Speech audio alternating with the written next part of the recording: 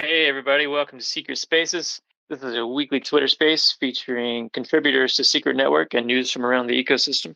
We have a very interesting guest today. We have the BIDSHOP team. BIDSHOP is a Polygon app, actually, and they're making use of Secret through privacy as a service. And if you've been paying attention to Secret Network at all over the past month or two, you've definitely heard us talking about privacy as a service. It's a big focus for us right now. So this is going to be a really interesting discussion, especially because of the way they're doing it. So we'll get started, and let's go ahead and start with introductions. So BitShop team, I'll throw it over to you. If you just want to give a quick 60-second introduction to yourself or just the BitShop project in general. So thank you for having me. I'm Aviv from the BIDSHOP team, and together with a group of crazy people, we decided a year ago to tackle this challenge and make it a reality. And we've been working very hard on delivering this product that I will soon tell you more about, but basically delivering something very new, which is our encryption layer that can run on any EVM. That's the privacy as a service that you talked about. And we're just a team of super passionate people that believe in decentralization and creating value and innovation into the DeFi and NFT space. And this is what brought us to here. Awesome. Let's go ahead and get started with the conversation. So give us a brief history of BidShop. How did the idea come about and what led you to finding Secret Network? Cool. So I think it all started a few years ago when there was a very successful kind of auction mechanism running in Israel, where a portion of the team is based in, including myself. And this reverse auction offered kind of a really cool gamified experience where players could compete against each other and place bids and real prizes, if it was iPhones or whatnot, in a fraction of their price. And that was due to this kind of gamified auction that provided very incentivizing rewards. And the main issue with it was that it was very challenging to prove the integrity of the hosts of the auction and to prove that it's running fairly. So eventually things just broken down. And we thought to ourselves a year ago, more or less, this mechanism, this game auction worked so well. We have to find a way to make it in a decentralized way so people can enjoy it and there won't be any doubt on the integrity or validity of the auction results and the fairness of it. So this is kind of what brought us to trying to figure out how we can do it and how we can develop this kind of auction. Now, the main issue is that we had to create a decentralized game. That was the main goal. And then we had to find a way to leave some of the information completely open and available to all the players, while leaving some of the key parts or the sensitive parts that differentiate between different players, take that part and have it encrypted. And so we had to create kind of this separation between on-chain data and encrypting only part of it. We realized that we can integrate to Secret and create that communication layer that separates the on-chain data and encrypts only part of it and still keep a completely decentralized game. We were lucky enough to have Secret not only close neighbors to where our office is, but also to have super awesome integration and workflow through the development process, which allowed us to prove that we can create this game and we can create what was. There was a lot of integrity issues on the Web2 space to create a decentralized version of it that is working and provably fair. Very cool. So you guys actually met Secret Labs. You guys work together over there in Israel? Yeah, definitely. We've been to the office a few times. Our development teams worked together through the the integration and figuring out how the best we can utilize the Secret capabilities to our game mechanics and everything. So yeah, there was a really close communication and back and forth, and that's I think the foundation to what allowed us to develop it together. That's awesome. So I know that there's something called Liquid Factory as well, and BidShop is kind of like a product underneath it. Is that right? Yeah, so I would say that everything we developed, if we can define the technology part, which is the engine that allows us to develop games and all kinds of implementation, that part is part of Liquid Factory, which is kind of the hub, the facilitating organization or company or entity that we define for this technology part. And BidShop is one of the first implementation of that technology. And it is implemented through an auction game where players compete between each other in a completely decentralized way. And it's kind of a bidding game where some of the information, which is, for example, the value of the bids that I'm placing, is encrypted, but the position, the relative position of them is open and shared between people. So I can know if my bid is above or below yours, but I won't know what is your bid's value. Got it. And so the overall idea behind this gamified platform is it allows users to make small bids on either fungible or non-fungible assets with the chance at possibly winning the auction.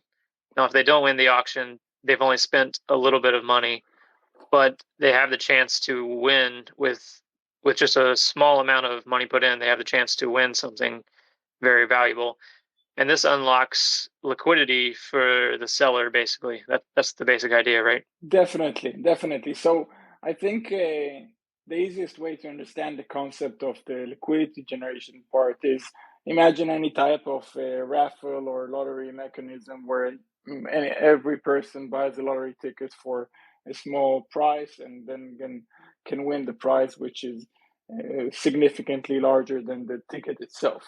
But what's different in our game is that while we do have this element of each of the players investing only a small portion and adding and contributing to the general liquidity piece by piece, the chances or the ability for a player to affect their chances of winning is much greater. And we proved it in the 6 months or so that we've been running our testnet and beta mainnet, where we have ongoing auctions running. And also right now we have auctions running on our beta mainnet, and you could see that players that have been coming and learning and understanding the game theory aspects of the game were able to win consecutively and have kind of an advantage based on their skill.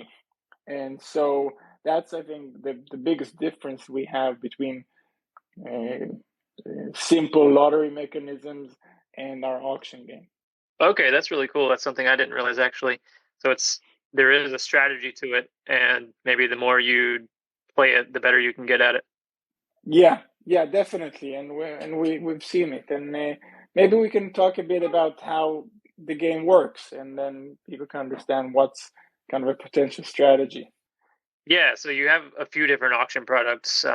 Let's start with whatever one you think is Yeah. the however you want to do it. Okay, perfect. So I'll start with what's currently live and what is our focus both now on beta mainnet and also what's going to lead our mainnet launch, which is starting on Sunday.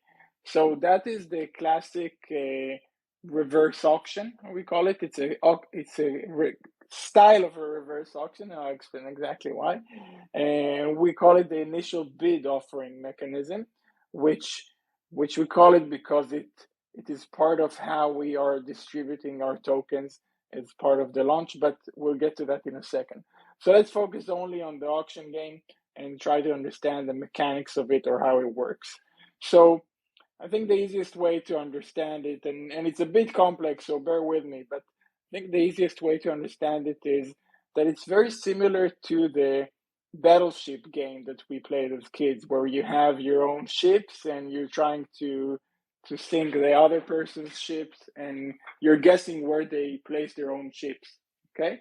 So let's imagine that our auction is kind of a battleship, but instead of ships, you have your own bids, and it's many players versus many players. So everyone against everyone, trying to destroy other bids or other ships by placing their own bid on another person bid, and by that they destroy that person bid. And the winner of the auction is the one holding the highest rank bid that wasn't destroyed when the auction ends. So let's give an example. I think it's easier to understand.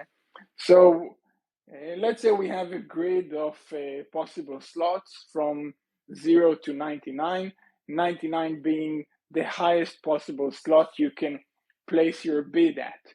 So you're coming to the auction and you're the first player, so probably you're going to place your bid on 99.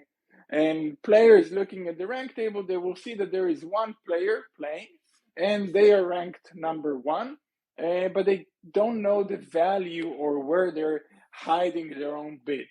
So a different player comes in and probably or most likely they will also place a bid on the highest slot, which is 99. Now by doing that, it basically destroyed the existing bid that is on slot number 99, and now this slot is burnt. It's destroyed and no one can place a bid there.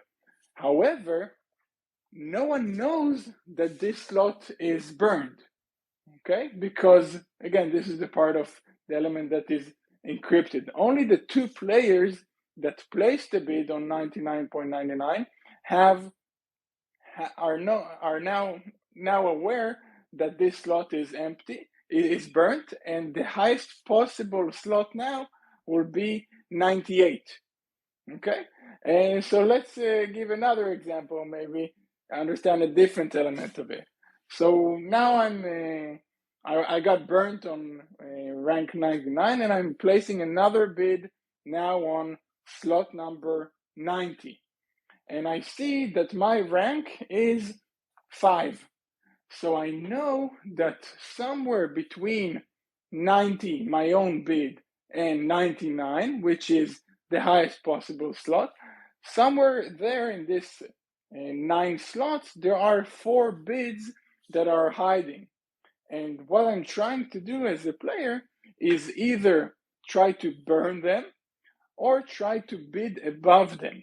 So if I burn them, let's say I placed a bid on 97, so now, and I saw that I managed to burn someone, so now my bid on 90, that was rank 5, is jumped up to rank number 4. Basically, I'm going closer to the top. And so the way I play the game as a player is kind of a bid reaction mechanism where I place a bid and I see the rank of my bid. And based on the rank, I can estimate how many or where do I want to place my next bid above me.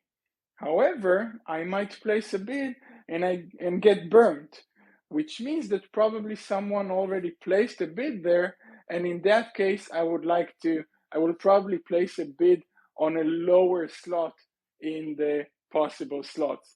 And this is a very dynamic game where everybody's trying to find the possible ceiling, the possible highest available open slots to position their bid on and get the first rank. So everybody's fighting everyone.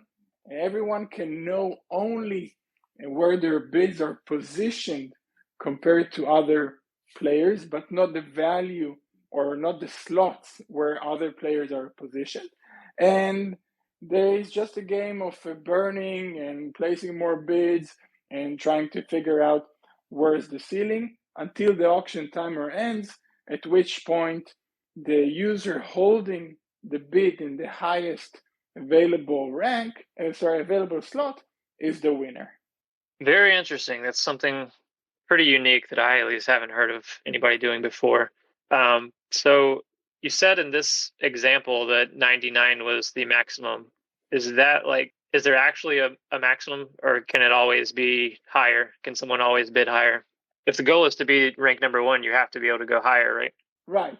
But I just want to clarify that the numbers are completely abstract. So it's not that there is any value attributed to slot number 99. So in practice, we have 10,000 slots from 00.00 up to 99.99. And these slots are basically the sea where I can plant my ships, my bids. Um, and there is a ceiling, there is a max value to the bid, which is 99.99. And then this is where the game starts. And as the game evolves and more people place bids in the top area of the slots, then they get burnt. And imagine it's kind of a war zone in the whole 99.xx. So everything is burned there. And now the highest possible place for you to put your ship or to put your bid is 98 point something. So once a slot has been bid on twice, it's completely retired basically from the game, and you have to start going lower. Exactly, but only you know it. Only you as a person that placed a bid on that slot can know that it's out of the game. So if someone else tries to come along and bid on that slot, they will what happens? they're immediately destroyed. They get a notification that this slot is already burnt, which sends an indication for them, okay, I should probably look somewhere lower in the slots for an available room for me to enter the game. Got it. Okay, cool. So that is what you just described was the initial bid offering model.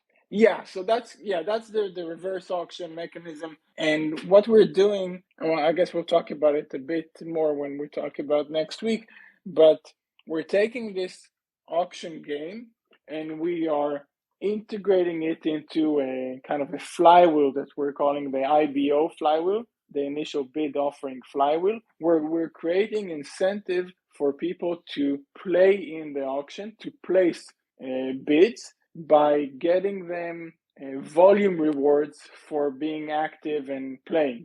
So there's kind of an incentive for people.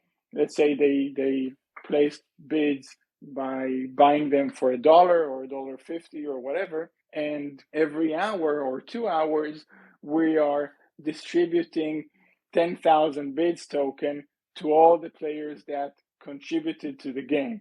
So it becomes kind of a farming mechanism where people not only play to win, but they also play because they say, hey, according to the volume so far in this distribution cycle, it's worth my time or worth my money to place bids in the value of $5 because I'm going to get a piece of $1,000 distribution of tokens. So that's the farming aspect of the IBO mechanism.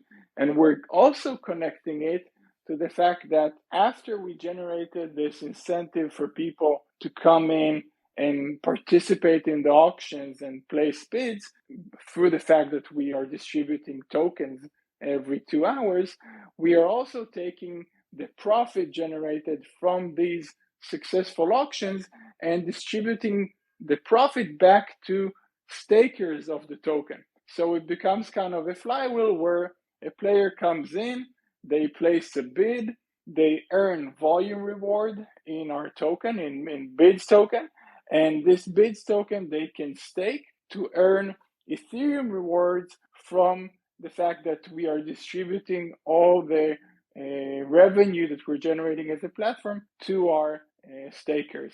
And so that is what is aimed to support the price and also generate this flywheel and incentive for people to participate in the auctions. Very cool. So even if a user doesn't end up winning a particular auction, they can still end up receiving rewards just for participating. Exactly. It's kind of a win-win situation. Yeah. Nice. So there's a few different auction products that you're able to provide with this model, right? Yeah. We talked about initial bid offering. You want to go into maybe some of the other models? Yeah, I'll touch them briefly, and I'll just say that once we figured out the way to generate this encryption layer on top of any EVM, now we have kind of a sandbox of what we can do and what we can develop with this technology. And this is how BIDSHOP connects to Liquid Factory. But there is all kinds of application we can do when we want to generate a decentralized solution that has a portion of the information public and a portion of the information private, while still keeping everything decentralized. So one implementation is the reverse auction that we talked about just now. But another option is, for example, a silent NFT auction. So let's say I want to have kind of a bidding war, and in this case, it's a classic bidding war where people just give an offer of, let's say, this Bored Ape, although it's been crashing lately. But let's say this Bored Ape, I want to buy it for 30 Ethereum, and then a different guy wants to make another offer. Now, what we're doing is we are encrypting the value of the offer, but we're still providing feedback on what is the position of my offer. So let's say I made an offer of 30 Ethereum. I can see that the position of my offer is fourth, but I don't see what value is behind the offers that are above me. So I'm trying to win the auction by bidding higher, but I never know how high I need to go. And then it's kind of a discovery process, and very similar to silent auctions that is impossible to do in a decentralized way unless you have this encryption layer. So that's an example of the silent NFT auction. A different example is a fair mint auction, where people can say how many. Let's say it's a new collection that wants to mint, but it's very difficult for them to define what is the mint price that will generate the most engagement and participation of the new community that they're building. So basically, they're participating in this fair mint auction, and in this auction, anyone can say, I'm willing to mint 5 NFTs or X NFTs for a specific price. So let's say it's a new Azuki collection, and I'm saying, okay, I'm willing to mint 5 NFTs, each of them for half an Ethereum. And then I'm positioned somewhere in the rank table. And the rank table shows how many people want to mint above me or below me, but I don't know what is the mint price that they are aiming for. So eventually I can look at the rank table and I see, let's say this collection only has 1,000 NFTs. So if people are placing mint offers for a total sum of 1,000 NFTs that are higher than my offer, half Ethereum, I'm out of the money. So I need to increase my offer. Let's say I want to say, okay, now I'm willing to buy even only one NFT, but for 5 Ethereum. And suddenly I see that I'm positioned on the second place in the rank table. So now I'm in the money. I know that most probably I will be in the mint. And in that way, there is kind of an organic way for collections to define what is the mint price by letting the community decide what is the fair value that they're willing to pay. So that's another example of how we're encrypting some of the information, but still keeping all the game mechanics or the auction incentives mechanics available for people to affect people and to allow them to auction out for something. Yeah, that's really cool. So that allows price discovery to happen organically. And this really wouldn't be possible unless the price was encrypted. Exactly. And this can be used not only for NFT auctions, but also for like a typical token launch, right? Right. So fair IDO. Exactly. Take exactly the same concept I said about the NFT, and instead of the NFT, replace it with a token launch and just how much people are willing to buy that token for and how many tokens they want to buy. And you got yourself a fair distribution of a token launch with a price that the community defined worthy for them to buy it in. Very cool. And is there any other kinds of models that you want to cover? I think these are like a few examples. We have a few more in our pipeline, but as we will continue sharing them, we will share more details about them.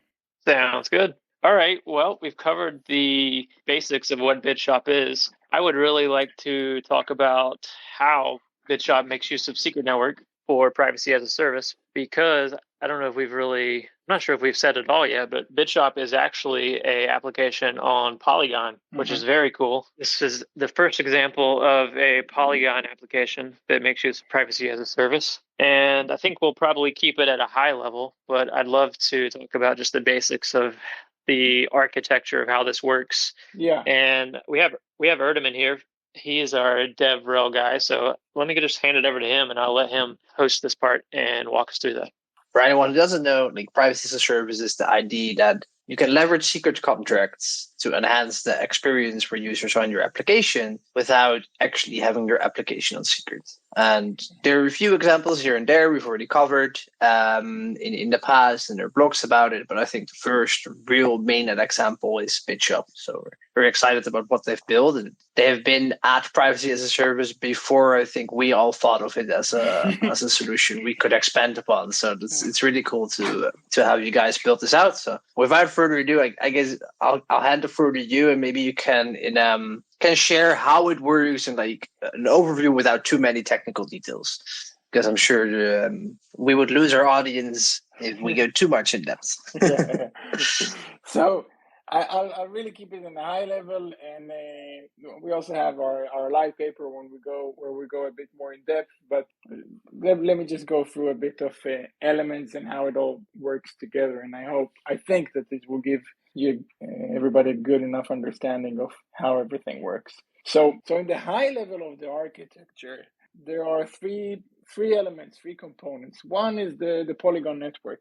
And this is where we host the game and the smart contract and the rewards distribution and the bid fee management and all the other non-private aspects that are required to operate the auction itself. The second component we have is used for encrypting the bids. As I mentioned before, only I know the value of the bids that I'm placing. Nobody else can know it, and we use the component of the secret network to encrypt the bids and ensure that there is a secure and private bidding process. And then the third component is the communication layer, which facilitates a secure data exchange between the Polygon and the secret contract and ensure that there is kind of a seamless interaction between the two networks. So practically what happens is that the users, the end user, the players are interacting directly with the secret and bidding, and basically they interact with secret and encrypt their bids directly from their browsers, and the encrypted data is only then submitted to the Polygon network for indexing and to sync into the secret contract. And so the communication layer makes sure that there is a secure exchange between the encrypted bid data between Polygon and secret network, and maintaining the game's privacy and integrity, of course. I think that maybe to help people understand kind of the flow of how everything happens, I can go kind of on the steps of the auction flow. So we start from in the encryption key generation, where an encryption key is generated from secret network.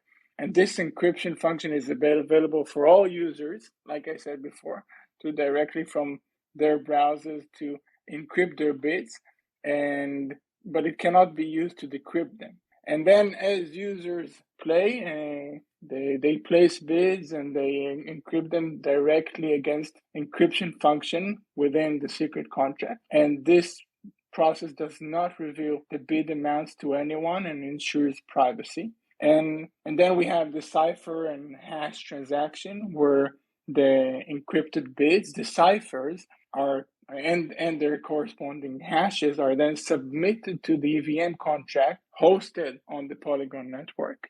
And with that information, we have the rank table that always shows the dynamic ranks of all the active bids, so players can plan where they want to place their next bids. So the custom communication layer I mentioned before feeds the ciphers to the secret network, which generates a real-time rank table based on the encrypted bids.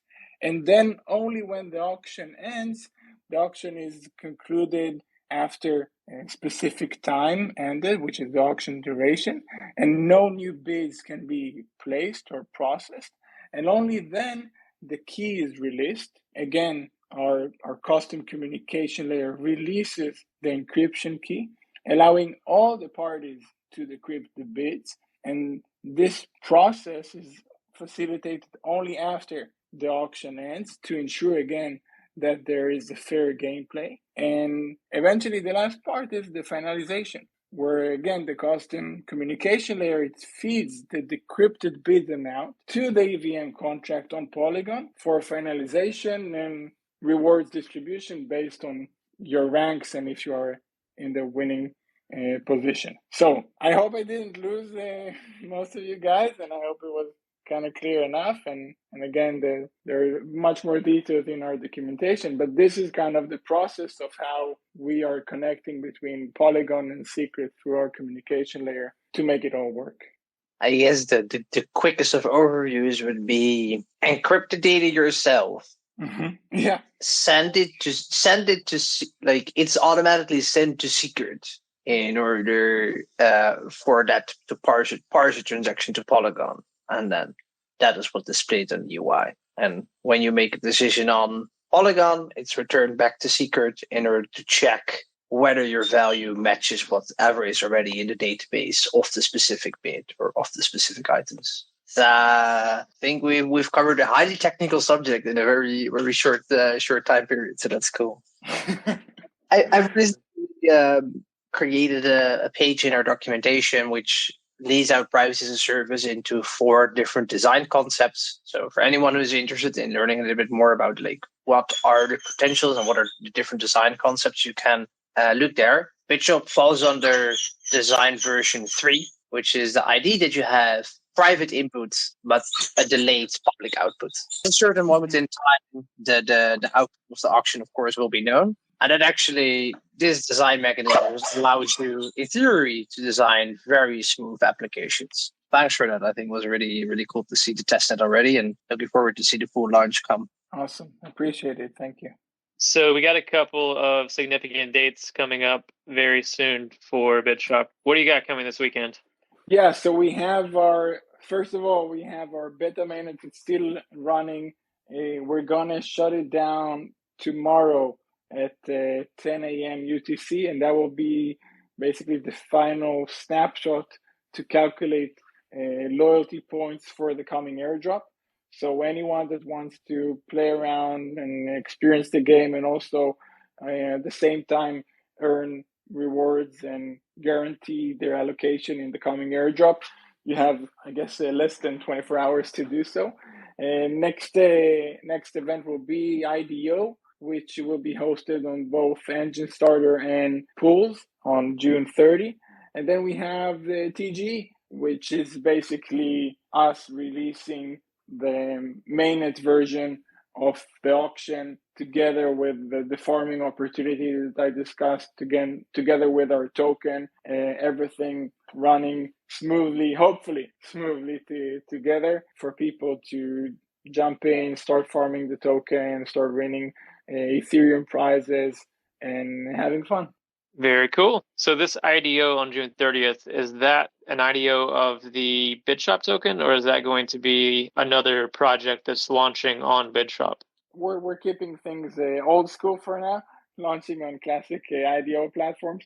We will be sharing more details about how projects can do their own launch from within the Liquid Factory or the BIDSHOP ecosystem in the next couple of months. For now, we're focusing on completing the launch of BIDSHOP and our BIDS token. So that will be happening on the 30th, and on the 2nd of July, the TGE and the release of the token to the wild. Got it. I got it. Okay, cool. Is there anything that we haven't already covered that you'd like to talk about, BIDSHOP team? I think we covered everything. Yeah, I think we're good. All right, in that Just case, making sure that everyone knows app.bidshop.io is where they can go ahead and check the game and play around. app.bidshop.io. Okay, cool. And if people want to get involved with your community, what's the best way to do that? So we have our Discord, which is where everything is going down. Our announcements are being shared, and all the sneak peeks of potential products, and the feedback channel we have that we have been learning a lot from our community and feedback of the players. So everything is happening on our Discord. Cool. And I guess I can find a link to that on the main BIDSHOP website. Yeah, on our Twitter or on our website or on our dApp. Yeah. All right. We appreciate you being here today, BIDSHOP. Very excited about what you're building and looking forward to diving even more into the technical side of it later on whenever the white paper comes out. We're actually going to be putting out a blog post about BIDSHOP on the Secret Network blog on Friday. So in case you were listening to the space and maybe you wanted to learn more, you can also check out that blog and that'll have some more details in there. But for now, thanks for coming, everybody. And thanks, BIDSHOP team, for being here. We'll see everybody on the next Secret Spaces. Actually, I think next week we're not going to do it on Tuesday because it's a holiday in the US, 4th of July, but we will be having a space next Thursday on July, let's see, that's the 6th, July 6th at 4 p.m. UTC. We'll be doing a ecosystem update space, so we'll be having a lot of different Secret Network applications, just giving some quick updates on what they've been working on. So make sure you mark your calendar for that, and we'll see you here next week. Have a good one, everybody.